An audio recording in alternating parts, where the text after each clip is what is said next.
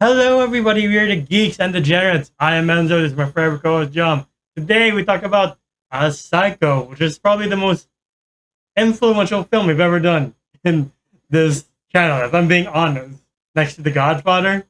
Uh, is it that influential? The Godfather? No, the Psycho. Yeah, I think so. Okay. All right. I mean, it's parody that's been done a million times. Gotcha. Like my first exposure to like any kind of like like Hitchcock or the Psycho like trope was from like that Looney Tunes movie with Brendan Fraser. Oh yeah, definitely. Yeah, where Bugs Bunny was in the shower. Yeah, but yeah, like, I didn't know it was that influential. All I remember is the one with Vince Vaughn in it. Oh god. Yeah, sorry, we're not doing that one. We're doing the one that's like made like, when the rockets were still being made. Yeah, right when the '60s hit. Yeah. But yeah, how did you get into this movie? Well, you already mentioned. Yeah, like the Bugs Bunny one, and then like again, I'm gonna mention it. Mom's a very big fan of Hitchcock. She loved the birds. She likes she watched Psycho. I don't know if she likes Psycho, but yeah, she was very well she knew Hitchcock very well, and kind of just watching old, we had that channel. I don't know if you had that Thriller. I had we had a old movie channel. I don't know if it was Thriller, but it was Turner something. Thriller was the one channel that had just pure on horror. Oh. Yeah. So if it's not a movie, it's a show of some people investigating ghosts and stuff. Okay. Or a story about anyway. But yeah, Psycho would pop up in that that channel a lot. And it will always be the three different ones, There's the one made in the 80s. There's one made in the early 2000s. There's one made in the 60s. I might have gotten that wrong, but I know there are three. But yeah, so getting introduced to this, I wasn't so hooked on it when of course watching it as a kid. I was like, it's a boring old movie, Then as I get older, I was like, she's stealing funds from the company, that bitch. I was kind of invested. I was like, oh shit. She's hastily buying a car, She's like, come on, just give it to me. I was like, don't you want to test drive it first? She's like, nah, just come. and oh, wow, my god, trade in your car and plus $700. That sounds great. But yeah, so and then the cops just at the background was like, I know you did something. No, I was waiting. Yeah. And that man didn't see color. not part of this movie was in color. So yeah. I mean, that's because it's black and white. I think they are black and white. Well, because it's so odd. The cop was just pulling over this woman, well, clearly she was just minding her own business, and this guy just pretty much stalked her the entire time. There was no report of anything being stolen. Yeah. That thing happened a day later, but this guy just had nothing better to do in his day, and just stalked this woman. And why are you being so sketchy trying to buy a car? Because there's a fucking cop looking at me. I would be scared shitless if I'm hey, look, I'm at the Toyota dealership. I'm man, I want to be, I just see a cop at a corner looking at me all strange and shit.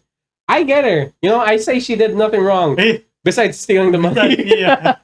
I got introduced to it on Netflix, and I think I was too fresh in my journey to becoming a cinephile. Because I'm it just sat down and I was yeah, black and white stuff made for me.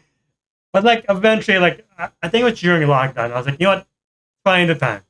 Don't want it to be lockdown time, but I can't choose the time. I'm gonna sit down and watch this. So I did. I'm this is pretty good. It is pretty good. Yeah. It is really good. I underestimated this, and I'm pretty sure when I was young, I kind of fell asleep on it. But now I was invested. Yeah. Her running away from the law and just happened to stop by this very sketchy motel with this, oddly enough, very normal hotel motel owner. Yeah. Right. the actor who did Norman Bates, I don't know his name, Yeah. did such an amazing job because like your entire like we all know the concept of Norman Bates, Yeah. you know, and we all know like the story with him where he's the guy who dresses up as the like if you haven't seen it, it's in the 60s. Come on, he's the guy who dresses up as his mom, murdering a lot of people, and we all think it's the mom, but she's actually been dead the entire time. But here, I'm like, there's not a single sign for me where this guy is a weirdo until he started talking about like taxidermy and like, Yeah. you know, Yeah. Yeah. His name is Anthony Perkins. Him and Janet Leigh. Janet Leigh, who's the mom of Jamie Lee Curtis. So slasher. I could see why I was a little bit attracted. Yeah, the slasher legacy lives on in her daughter. But yeah, like I do like the performances. Like even though it's the black and white, it's always fascinating to go back and see something this old. Yeah. Yeah. See how they do it. Yeah, and like the acting wasn't off or anything. Like, you know, Yeah. it wasn't like the overly acted what we would expect a black and white movie would be. Yeah. And I'm like, so sorry, we're not really that cultured. Yeah, like you would expect them like, see, like Yeah. like you stole the money, see, you know, like you would expect that. But here they're talking very normally. They're very like I was engaged the entire time where he was eating a sandwich, but like Norman Bates kind of has her in a corner. I'm just like, she's gonna die. I know she's gonna die, but I don't know. Right. Is it? You know, like Watching this movie for the first time, like we've all seen the parodies of the original shower scene, but like going to the twist, I was like, oh, the mom's dead and he's the mom. Oh, that's why they praise this movie so much. Yeah, It's that twist. Yeah, like they got Shyamalan before Shyamalan. Yeah. Yeah. So yeah, like I do like that twist. It's just like rewatching it. I haven't seen Psycho in like maybe a decade, almost a decade. Yeah. And like watching it, I forgot. You know, I was like, oh fuck, mom's crazy, right? Right. I like the shocking doesn't shock me because I'm born in the 60s. I didn't see it in the 60s, but like watching it the first time and seeing Detective Arbogast get, I'm like, oh fuck, it's not just her, it's everybody she's going after. Yeah. Poor Arbogast. Yeah. Man eats shit down the stairs. I'm like, yeah, poor bastard. And I do love the other thing where the camera follows him downstairs. That style, like Hitchcock has a style. Like if you see his movies like that, the way the camera moves, like it's also going to be in another movie for this lineup where the director copies Hitchcock, and you're like, I see what he did there. Mm-hmm. But yeah, just you get to see why Hitchcock is regarded as one of the greats. He's up there with Kurosawa, with Spielberg, with Scorsese, with Lucas, whoever you want, with even Denis Villeneuve. He's like one of the best directors ever. Yeah, I do agree. Like after watching this, and I kind of had to grow up a bit to fully appreciate a Hitchcock film. Yeah. You know, like I really want to rewatch Birds now. Like, but yeah, like rewatching this, I was kind of like shocked of like how good the dialogue was. And I love it that they didn't oversell Norman Bates. Yeah. Again, you really thought he's just a normal guy. Like, oh, he's very polite. You know, he seems kind of nice. Mom's a bitch, but like, you know, he's doing fine. Yeah. But next, you know, we just see him like having an argument with himself. I'm like, oh, that's odd. Yeah. Like, I definitely won't. I won't talk about it. But like the scene, I kind of have a problem with is the end when the guy's giving exposition. Why Norman? I hated that too. That's so dumb. Yeah, I'm like, that was the point where I'm like, this is everything I feared a black and white movie to be. Yeah. All right. Where there's this doctor who just explains like how he got his like, you know, the why he's like dressing up as his mom, why he's like killing people. The thing is, I forgot what it was. It was like his mom's like abusive or something. Yeah. Also, I don't know if you got this the first time watching it, but when the shower scene happened, like in the middle of the movie, and it was, I see why it was so shocking back then. But that thing, okay, yeah, I do agree. Where it's just the like a blurred, transparent image of the mom just like coming closer to the curtain. I'm like for me, I watched that like 2 nights ago, and I was just like, that's fucked. I hate that. Yeah. You know? And like we're used to shows and movies killing off the main character like midway through. Like we're all used to that. Yeah. Either midway or by the end, with like say the part end. But like seeing Psycho for the first time, you're hit with the feeling of like, well, now what? We just killed off our main character. Yeah. Not gonna lie, I do feel like the movie kind of slowed down. Besides like Detective Arbogast, Yeah. it kind of slowed down once it's like the guy she's having an affair with Yeah. is like investigating with the sister who looks exactly like her. Yeah. Yeah, and I'm just like, okay, Yeah. I kind of wish they just dragged on this whole story with like, what was her name again? The sister. The one that died. Oh, Marion. Yeah, Marion. Like, I wish they kind of just dragged that on. Like, she was just dealing with Norman Bates. Yeah. But yeah, it's one of those movies like you mentioned that I had to wait to like grow up to be like I can finally sit down, appreciate it. Yeah. All right. But yeah, I have a question at the end. But like, what would you rate the original Psycho? It's a shame I have to say the original. I would rate it like a solid, not solid, an 8.5. I was gonna say an 8, but like I want to give it an 8.5. It is a really good movie. The dialogue is like, sorry for me, somebody who's born in the 90s. The dialogue was surprisingly like, oh, this is very normal. You're talking like regular people, and like, yeah, like the entire plot in of itself was suspenseful. Like I really liked it, and like there are some things that were kind of dated. Yeah. But other than that, like the mom coming into like the shower, like a woman can't confront a killer. A man has to do what you like. Sure. I was like, all right, man, go nuts. So what happened to Detective Arbogast? Go nuts. Yeah, right. But yeah, like I would say everybody did an amazing job here. Yeah. Like even though I do agree that the ending, I just wish it wasn't like an exposition. Yeah, yeah. Like I would have loved it if they like just had like the camera on like a piece of like report, like medical reports of like his insanity, and like he like multiple personality disorder. Yeah, he's a psychopath. Don't tell us. Yeah, instead of like this guy is like I got some tea. Like this guy's crazy, like he's just going off. I'm just like, man, fuck off. Yeah,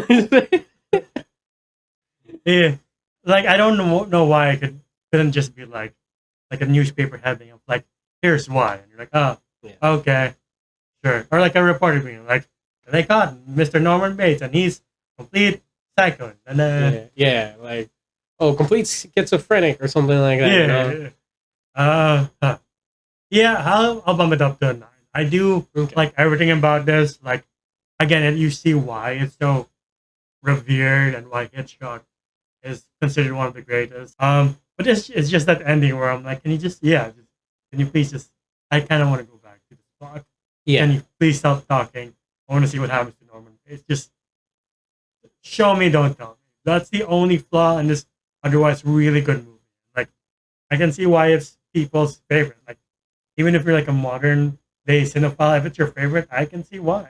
But yeah, one of the best from Hitchcock. We'll probably try to do more old style movies as we go along because I don't think there's enough of that on YouTube.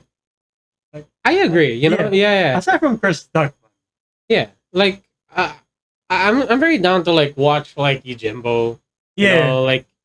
Or some other, or even like the original Godzilla. Like I'm down to like watch that because definitely. Yeah, they said it was pretty good.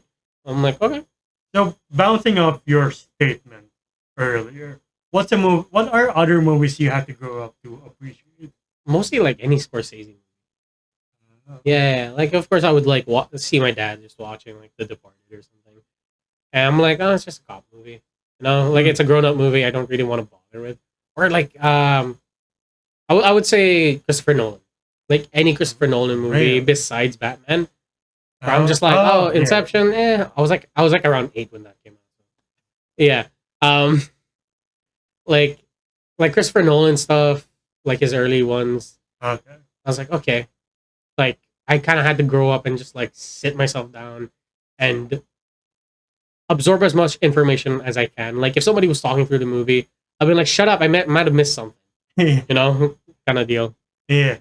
I'd say any movie when I was younger where it's just talking mostly, Hmm. where I'm just like my my ADHD couldn't handle it, so I'm just like, Same can here, man. something happen, please? That's why I just like to like Avengers and Batman for the longest time. Yeah. But like I think it was going back to Watch Mojo. I think they kept listing down movies, and I'm like, I want to try it out. Yeah, I yeah. really do. Especially with like The Godfather. For the longest time, I was like, I really don't get this, man. Yeah, not gonna lie, same here. When I was a kid, I was just like, oh, people going crazy about The Godfather. Even though when I was a teen, Yeah. I tried my best to watch Godfather because like it was like Watch Mojo is like top 10 movies of all time. Yeah. And I watch it, I'm like, man, I'm fucking bored. Right? You know? Like the only time you would pay attention is when like someone gets a bullet riddled, and you're like, Yeah. oh wow, something happened. Oh, you fucking stupid ass. Yeah, right? Idiot Tony, cousin. No, I just Whatever. But yeah, growing up, you're like, there's some movies where you have to experience life first. Oh, that is a really good point. Yeah. With like, especially with like the most recent one was like Shawshank from years ago, where I'm just like, When'd you go to prison? no. Where it's like, oh yeah, the whole going through like life and going through rock bottom. And, like, you feel like you have to crawl through miles of shit just to get to the other side. Like once you experience something, not exactly like that, but like life is just hard. Let's just admit it. Or like Whiplash, something like that. You know, like yeah, you're clearly exactly. passionate about something, but would you rather sacrifice, like, you know, your being human or being the most perfect thing? Yeah. You know, You should experience stuff like that, and then you watch these movies, and you're like, finally get it. Yeah. Holy fuck. Yeah. Did I have to go through it? Maybe not, but at least I get this movie now. Yeah. Yeah. That's why I have that whole like, glad I experienced it. Never want to watch it again. Yeah. To the audience watching, that's the same question I have for you. If you like what you see here, please leave a like, subscribe, and ding the bell icon to get notified of when we upload next. We're also on Spotify and TikTok. TikTok to see your best and funniest moments, Spotify to hear us on the go. Individually, I'm Jodas Voices on TikTok and Ends Wolf on Letterboxd. Where can they find you? You can find me at JomJM_ on Instagram. It is my account. And until the next time, we'll see you then. Bye, everybody.